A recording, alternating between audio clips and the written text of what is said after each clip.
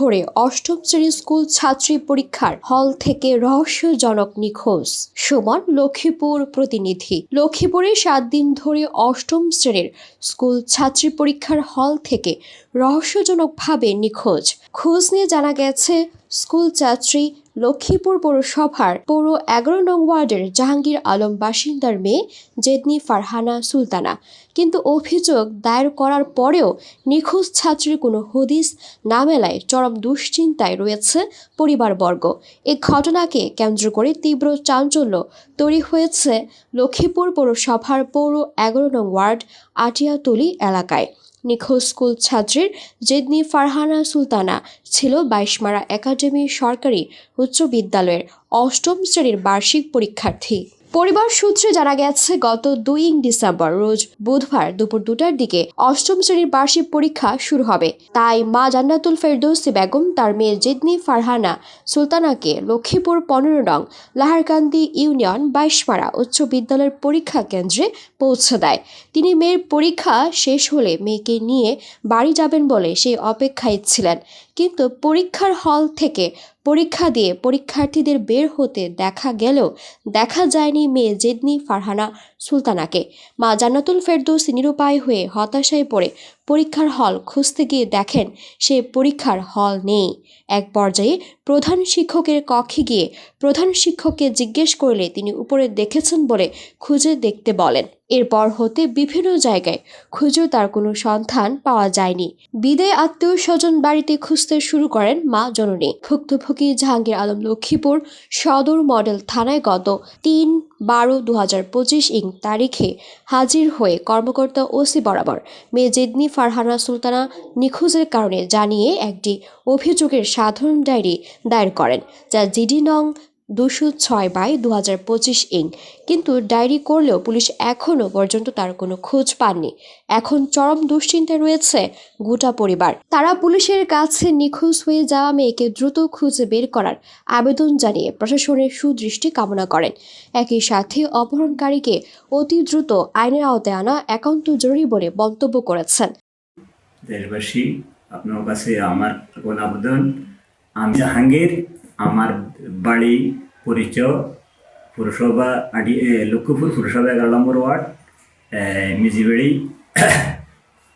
পরে আমের একটা আকাল আবেদন হলো, আমার মেয়ে গত 3 তারিখ বুধবার দিন 2 মারা একাডেমি স্কুলে পরীক্ষার্থী ছিল। সে পরীক্ষার দিন ছিল। পরীক্ষার দিনে আমি পরীক্ষা দিতে গেছে 1:30 বাজে 2 পরীক্ষা নিবে যেসে আর রিটার্ন ফিরিয়ে আসে নাই।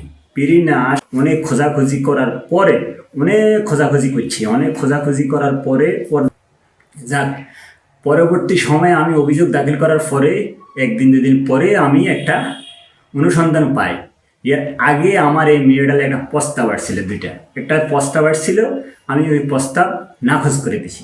নাকচ বলতে আমার মেয়েটা হলো ক্লাস 8-এর ছাত্রী, মাত্র তার বয়স চলে 13 থেকে 14 বছর। এর বয়স তার এটা এখনো শিশু। আর আমার মেয়েকে নিয়ে আমার বিশাল একটা আশা ভরসা। সেই আশা ভরসা আমার ভেঙে দিল কে? ওই যে প্রস্তাব দিল সে প্রস্তাবকারী।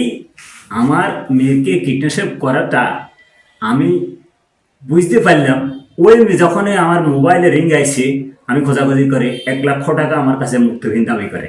তখন আমি বুঝতে পারলাম যে এই লোকেরই কোনো সেই লোক দেখি আমার মেয়েটা যে প্রস্তাবকারী আইছে, যে প্রস্তাব আমি নাকচ করে দিছি, সেই লোকরা নেই। পরে হেডমাস্টার সাহেবের বাড়িতে পাশে যাইয়া আমি একটু খোঁজাখুঁজি বেশি করে করার পরে আমি একটা অনুসন্ধান পাইলাম, হেডমাস্টার সাহেবও এটার সাথে জড়িত ছিল।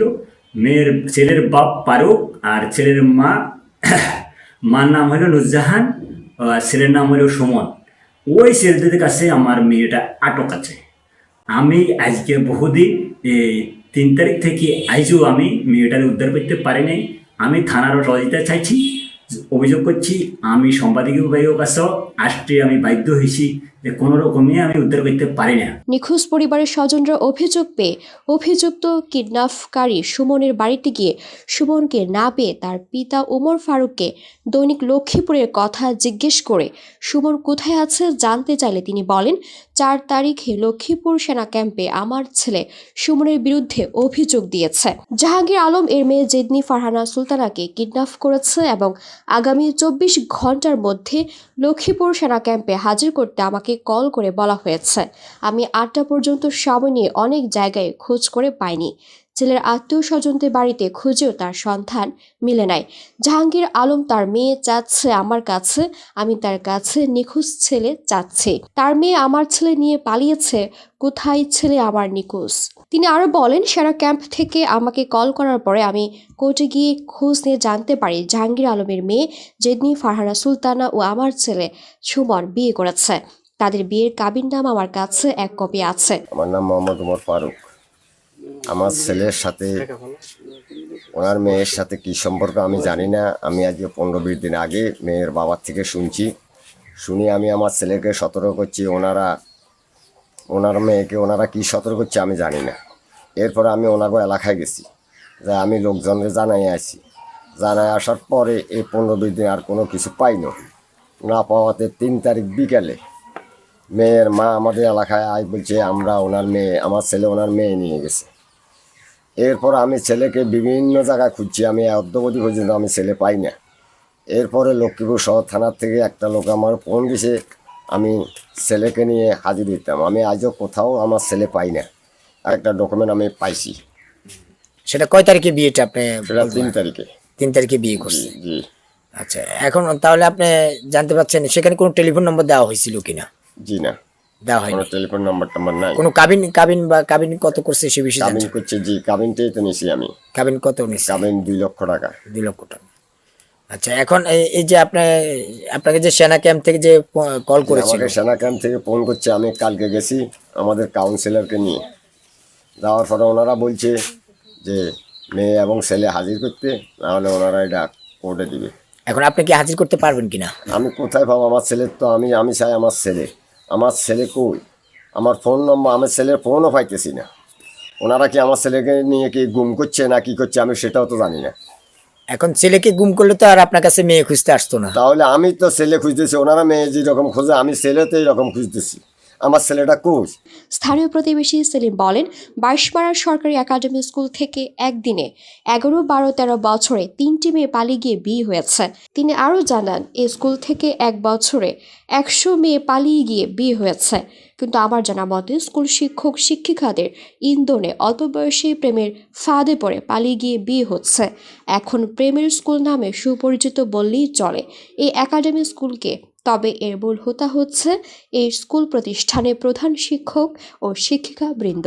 একাডেমির বিষয়টা আপনি বলেন। এই স্কুলের থেকে এইবার বহুত মেয়ে যায়, 16, 17, 12, 13 বছর। আমরা কি নগরে 100 মেয়ে চলে গেছে 1 বছরের ভিত্তি। 1 দিনে 3 জন গেছে। এ ফাঁসে আছে মেয়ে বাড়ি ও ছেলে বাড়ি এখানে বহুত। এটা কোনো ব্যাপার না। এটা 13 বছর আর 12 বছরও চলি, 11 বছরে মেয়ে চলে গেছে। আপনার নাম কি? আমার নাম সেলিম মোহাম্মদ। তাহলে আপনার চোখে এটা কি আপনি শুনছেন না আপনি দেখেছেন নিজের চোখে?